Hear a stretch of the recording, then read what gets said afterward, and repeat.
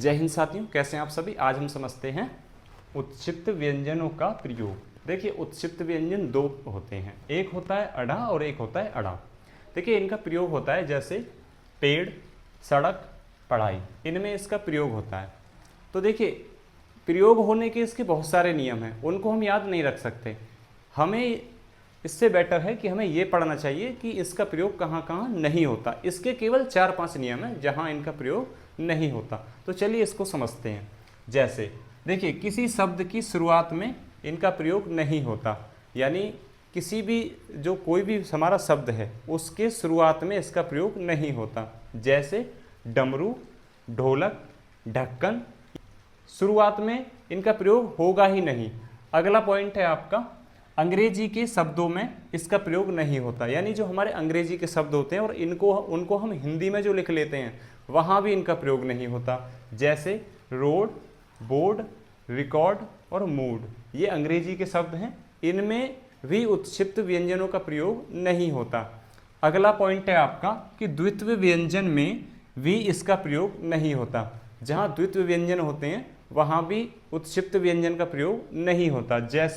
जैसे टिड्डी, हड्डी और उड्डयन। देखिए, यहाँ पे द्वित्व व्यंजन है, यहाँ भी द्वित्व व्यंजन है, यहाँ भी द्वित्व व्यंजन है, तो यहाँ भी हम उत्क्षिप्त व्यंजन का प्रयोग नहीं करते। अगला पॉइंट है आपका डेडलिया और डेढक्कन, यानी इन दोनों के तुरंत पहले या तुरंत बाद अनुस्वार हो। अनुस्वार मतलब अंक की जो बिंदी होती है उसको बोलते हैं अनुस्वार। यदि इसके तुरंत पहले यानी डेडलिया या डेढक्कन के तुरंत पहले या तुरंत बाद में यदि अंक की बिंदी हो तो भी हम उत्क्षिप्त व्यंजन का प्रयोग नहीं करते। जैसे यहाँ लिखा हुआ है आडंबर, तो देखिए आ डम डे के बाद आएगी अंक की बिंदी डम बर, तो यहाँ अंकी डेडलिया के बाद आ रहा है अंक की बिंदी यानी अनुस्वार, तो भी हम यहाँ पे इसका प्रयोग नहीं करेंगे।